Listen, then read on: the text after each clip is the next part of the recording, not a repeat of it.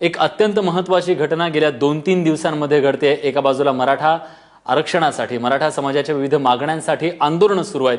त्याच सामनामध्ये कार्टून छापून आलं, त्यामुळे मोठा वाद निर्माण झाला। राजीनामास्त्र सगळं सुरू झालं आणि त्या सगळ्या पार्श्वभूमीवरती संजय राऊत यांच्यावर मोठी टीका झाली। पण या टीकेला संजय राऊत यांनी उत्तर दिलेलं आहे। कार्टूनचा जो वाद आहे त्या सगळ्या संदर्भात त्यांच्याशी बातचीत केलेली आहे आमचे प्रतिनिधी प्रशांत कदम यांनी।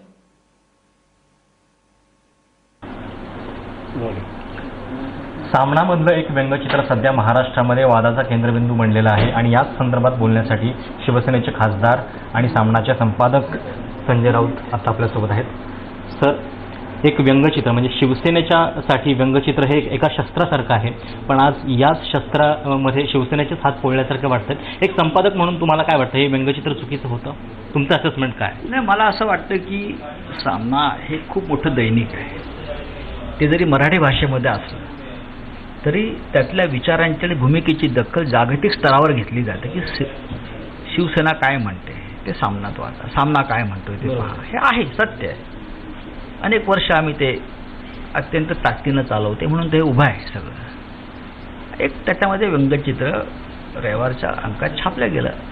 सगळ्याच गोष्टी संपादक पाहतातच असं नाही। अनेकदा मग श्री उद्धव ठाकरे असतील, मी असेल, विविध डिपार्टमेंट काम करतात, त्याच्यामध्ये व्यंगचित्राच्या डिपार्टमेंटमध्ये व्यंगचित्र बाहेरून आलेलं छापलं गेलं। मोठं व्यंगचित्र आहे, त्याच्यामध्ये एका कोपऱ्यात काहीतरी मूक मोर्चा संदर्भात काहीतरी टिप्पणी केलेली आहे।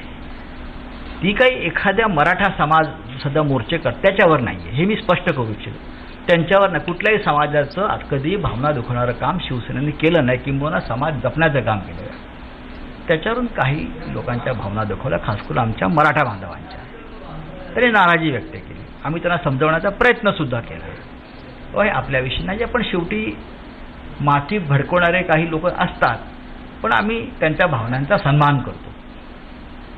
आज ते व्यंगचित्रकार जे आहेत प्रभू देसाई, त्यांनी बिनशर्त दिलगिरी व्यक्त केली आहे। त्यांनी पण सांगितलं की बाबा हे काही मुद्दाम कोणी केलेलं नाही आहे, पण भावना जर आपल्या दुखावल्या असतील तर मी दिलगिरी व्यक्त करतो। पण या दिलगिरीनंतरही काहींना हा विषय संपवायचा नाहीये, म्हणजे तुमची तर माफी हवी आहे, शिवाय उद्धव ठाकरेंनी माफी मागावी असं लोक म्हणतायत, म्हणजे राष्ट्रवादी काँग्रेसचे नेते म्हणतात। आणि याला जोड जी आहे ती भाजपच्या आशिष शेलार यांची आहे। असू द्या ना, बघा, जो तो प्रत्येकजण राजकारण करण्याचा प्रयत्न करतो, राजकीय लाभ घ्यायचा प्रयत्न करतो, पण हा राजकीय लाभ घेताना आपण महाराष्ट्राचं आणि महाराष्ट्रातल्या बहुजन समाजाचं किती नुकसान करतोय याची जाणीव सगळ्यांनी ठेवली पाहिजे। महाराष्ट्र जो एकसंघ आहे, एक आहे, आणि महाराष्ट्र म्हणून जे आपण उभे आहोत त्याला आपण सगळे आपली एकी आणि सामाजिक ऐक्य, महाराष्ट्र पुरोगामी असं आपण म्हणतो, शाहू फुले आंबेडकरांचं आपण नाव घेतो, त्याला काळेमा फासण्याचं काम कोणी करू नये। आम्ही दिलगिरी एकदा व्यक्त केल्यावरती या वादावरती पडदा पडला पाहिजे, पण काही लोकांना महाराष्ट्रात वादच ठेवायचे आहेत, जातीय तणाव निर्माण करायचा आहे, महाराष्ट्रामध्ये जातीय अस्थिरता, अराजक निर्माण करायचे आहे, अशा लोकांनी हा वादात तेल टाकण्याचं काम केलेलं आहे। हे सगळे लोक महाराष्ट्राचे शत्रू आहेत, मराठा समाजाचे दुश्मन आहेत आणि बहुजन समाजाचे वैरी आहेत। कालची घटना, शिवसेनेच्या ऑफिसवरती हल्ला झाला होता, त्याच्याबद्दल काय म्हणायचं? हल्ला वगैरे काही झाला नाही। हल्ले काय असतात हे आमच्याकडनं शिकायला पाहिजे, बरं का? हे मी अत्यंत जबाबदारीने सांगतोय। महाराष्ट्रासाठी, हिंदुत्वासाठी, राष्ट्रासाठी शिवसेनेने खूप हल्ले केलेले आहेत आणि हल्ले घेतलेले आहेत। 1992च्या दंगलीनंतर सामना आणि संपूर्ण सामना परिवार, म्हणजे शिवसेना प्रमुख बाळासाहेब ठाकरे संपादक, संजय राऊत कार्यकारी संपादक, मुद्रक प्रकाशक आमचे तेव्हा सुभाष देसाई, या तिघांना 140 खटल्यांना सामोरे जावं लागलं। आमच्यावरती हल्ले झाले आहेत खूप प्रकारचे, आम्ही सहन केलेले आहेत, ते यापुढे सुद्धा करू। 2 दगड कोणीतरी मारले, बुरखा तोंडाला बांधून पळून गेले लोक, त्यांचे नंबर आमच्याकडे आलेले आहेत, त्यांच्या गाड्यांचे। तेव्हा हल्ले बिल्ले काही नाही, शाई फेकतात लांबून कुठून तरी जाऊन, त्याला काही मी हल्ला वगैरे मारत नाही। हे शाई फेकण्याचे प्रकार खूप वाढले आहेत। पण कालच्या या घटनेची विशेषतः दिल्लीमधल्या अमराठी सर्कलमध्ये फार उत्सुकता होती, म्हणजे शिवसेनेच्या वरती हल्ला कोण करू शकतं? असं आहे की शिवसेनेवरती हल्लाच झालेला नाही आहे ना। हल्ला झाला असता तर हल्लेखोर तुम्हाला दिसले नसते। हल्ला करणारा माणूस पळून जात नाही, जो एखाद्या विचारासाठी हल्ला करतो तो पळून नाही जात, काही असेल. नथुराम गोडसेने गांधीजींची हत्या केली. नथुराम गोडसेच्या प्रवृत्तीला आमचा विरोध आहे, पण तो जागेवरच उभा राहिला. आमचे लोक जेव्हा विचारांसाठी एखादा हल्ला करतात, राजकीय कामासाठी हल्ला करतात, तेव्हा ते पळून जात नाहीत. कोणीही पळून जाऊ नये. या जगामध्ये ज्याला हल्ला करायचा त्याने जागेवर उभं राहायला पाहिजे. मी या कारणासाठी हल्ला केलेला आहे, हा माझा विचार आहे. मला पोलिसांनी पकडून न्यावं की माझ्यावरती हल्ला व्हावा, पण आम्ही या वादात पडण्याचं आम्हाला कारण नाही. मी इतकं स्पष्ट करेन की शिवसेनेवर, सामनावर हल्ला झालेला नाही. 2 दगड लांबून मारणं याला मी हल्ला मानत नाही. तो सुद्धा व्हायला नाही पाहिजे होता. पण शेवटी असं आहे की जे करणारे लोक आहेत ते आमचेच बांधव आहेत. महाराष्ट्र मराठी म्हणून एक असावा ही आमची भूमिका आहे. एखाद्या जातीच्या नावानं महाराष्ट्र ओळखला जाऊ नये, कुठली जात असेल. महाराष्ट्र यापुढे सुद्धा शाहू फुले, आंबेडकर, बाळासाहेब ठाकरे ह्यानं जो विचार दिला महाराष्ट्र एक ठेवण्याचा, त्याच विचारानं ओळखला जावा, म्हणून आम्ही पुरोगामी आहोत. या व्यंगचित्राच्या प्रकरणानंतर एक चर्चा अशी सुरू झाली की शिवसेनेमधलेच काही खासदार, आमदार हे नाराज आहेत. त्यांच्या नाराजीच्या काही अफवा देखील सोशल मीडियावरती सुरू आहेत. आज मातोश्रीवरती बोलावण्यात आलेलं होतं. या अफवा आहेत. शिवसेनेनं कधीही जातीचं राजकारण केलं नाही. बाळासाहेब ठाकरेंनी आणि आता उद्धव ठाकरे यांनी सुद्धा एखाद्याची जात पाहून कुठलंही पद दिलं नाही.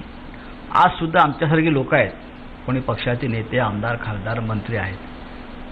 आमच्या जातीची लेबलं बघून आम्हाला या इथे पदावरती पक्षानं ठेवलेलं नाही आहे, हे सगळ्यांना माहिती आहे. जातविरहित पक्ष आहे हा, सगळ्यांचा पक्ष आहे, हा बहुजनांचा पक्ष आहे.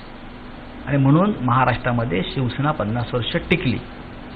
पण या व्यंगचित्रामुळे मराठा बांधवांची मनं दुखावली आणि हे चुकीच्या वेळी आलं असं वाटतं तुम्हाला? किंवा बघा, काही गोष्टी अचानक, अनपेक्षितपणे, अजाणतेपणे घडतात. कोणी मुद्दाम नाही करत. चूक ही चूक असते, ती कोणाकडूनही घडलेली असू द्या. पण शेवटी ती किती ताणायची. एकदा माफी मागितली आमच्या माणसांनी, त्या प्रश्न संपला पाहिजे, वाद संपला पाहिजे. मराठा समाजाविषयी म्हणा, हे सगळे राजकीय पक्ष आज जे मराठा मोर्चामध्ये उतरलेले आहेत ना, त्यांची बोलती बंद झाली होती. जेव्हा मराठा समाजाचा आक्रोश बाहेर यायला लागला, तेव्हा सामना आणि शिवसेनेनं त्या आक्रोशाला तोंड फोडल्या पहिल्या दिवसापासून. तेव्हा सगळे पळपुटे लोक जे आज पुढे पुढे करतात गर्दी बघून ना, तेव्हा कुठे होते? आज दिसत आहेत तुम्हाला ते राजकारण करताना. पण तुम्ही सामना गेल्या 1.5 महिन्यातला पहा. 8 कॉलमांचे फोटो आणि त्यांची वेदना आम्ही मांडली, उद्धव ठाकरेंनी मांडली. आरक्षणाचा विषय असेल, मराठा समाजाचा सहानुभूतीनं विचार केला पाहिजे, गरीब मराठा समाजाचा, ही भूमिका आम्ही सातत्याने घेतोय. ॲट्रॉसिटीच्या संदर्भात अत्याचार होत असेल त्याचा फेरविचार व्हायला पाहिजे, ही भूमिका आम्ही मांडलेली आहे वारंवार. अजून आम्ही काय करायला पाहिजे? हा समाज एकत्र राहावा. आणि हे शेवटी समाजाचं दुःख आहे ना. एखादा कायदा जर एका समाजाच्या रक्षणासाठी जर कोणी बनवला असेल आणि दुसऱ्या समाजावर तो अन्याय करत असेल, ती सुद्धा ॲट्रॉसिटीच आहे. त्याच्यामुळे त्याच्या कायद्याचा बदल काळानुसार व्हायला पाहिजे. काल राष्ट्रवादीचे अध्यक्ष शरद पवार यांनी मराठा आरक्षणासंदर्भातलं एक विधान केलं. तातडीनं सरकारने याच्या संदर्भातला निर्णय घ्यावा असं त्यांनी म्हटलेलं आहे. शिवसेनेची भूमिका काय मराठा आरक्षणासंदर्भातली? याच्यावरती शिवसेनेचे पक्षप्रमुख उद्धव ठाकरे यांनी एक अत्यंत परखड भूमिका घेतलेली आहे. शिवसेनेची भूमिका जी आहे ती जातपात विरहित आरक्षणाची पहिल्यापासून आहे. जातपात न पाहता आर्थिक निकषावर आरक्षण मिळावं. मराठा समाजातले जे गरीब लोक आहेत, आर्थिकदृष्ट्या दुर्बल आहेत, त्यांना सगळ्यात पहिलं आरक्षण मिळायलाच पाहिजे, ही भूमिका आहे. दलित समाजामध्ये ज्यांनी वर्षानुवर्ष आरक्षण घेऊन जे शिखरावर गेले त्यांना देण्याचे कारण नाही, गरीब माणसाला. मुसलमान समाजातला जो गरीब माणूस आहे, आर्थिकदृष्ट्या नाडला आहे, अज्ञानाच्या अंधकारात आहे, त्याला सुद्धा तुम्ही आरक्षणाची शिडी देऊन वर चढवायला पाहिजे. समाजाला आरक्षण द्या, गरीब आर्थिक निकषावरती आरक्षण द्या, ही बाळासाहेबांची सर्वमान्य भूमिका आहे आणि मला असं वाटतं योग्य आहे. पण काळानुसार नवीन नवीन प्रश्न समोर येतात, जसं मराठा समाजाचा प्रश्न आहे. कारण गेल्या काही वर्षामध्ये मराठवाडा असेल, विदर्भ असेल, ज्या शेतकऱ्यांनी आत्महत्या केल्या ज्या प्रश्नावर, ते बहुसंख्य मराठा समाजाचे होते. अशा किती शेतकऱ्यांच्या घरी हे आजचे नेते गेले, पवारसाहेब गेले, अजित पवार गेले, त्यांचे अन्य नेते गेले. मला सांगा, आम्हीच गेलो ना शेतकऱ्यांच्या प्रश्नावर घरात, आम्हीच मदत केली आमच्या खिशातून. उद्धव ठाकरे साहेबांनी केली, शिवसेनेने केली, हे कोणी विसरू नये. पण सरकारवर दबाव आणण्यासाठी आता आरक्षणाची मागणी कशी मार्गी लावणार? आम्ही सांगितलेलं आहे, उद्धवजीने सांगितलेलं आहे की 2 दिवसाचं एक विशेष विधानसभेचं अधिवेशन बोलवा. त्याच्यावरती ॲट्रॉसिटीपासून मराठा आरक्षणापर्यंतचे विषय एकदा चर्चेला घ्या.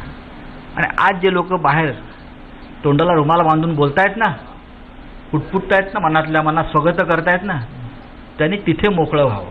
विधानसभेच्या फ्लोअरवरती बघूया किती लोक ओपनली बोलतायत, ते मोकळेपणाने बोलतायत, ते आम्हाला पाहायचं. आम्ही आमची भूमिका मांडू ना. ॲट्रॉसिटीच्या संदर्भातल्या जास्तीत जास्त केसेस या काँग्रेस राष्ट्रवादीच्या काळात झालेल्या आहेत. तेव्हा तुमची नरडी का बंद होती? याचं उत्तर द्या.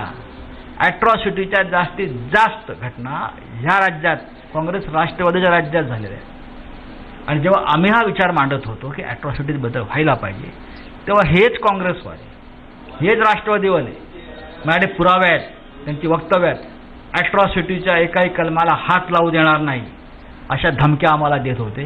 हे लाखो मराठा समाजाच्या लोकांनी आता लक्षात घेतलं पाहिजे आणि त्यांना उत्तर द्यावं लागेल.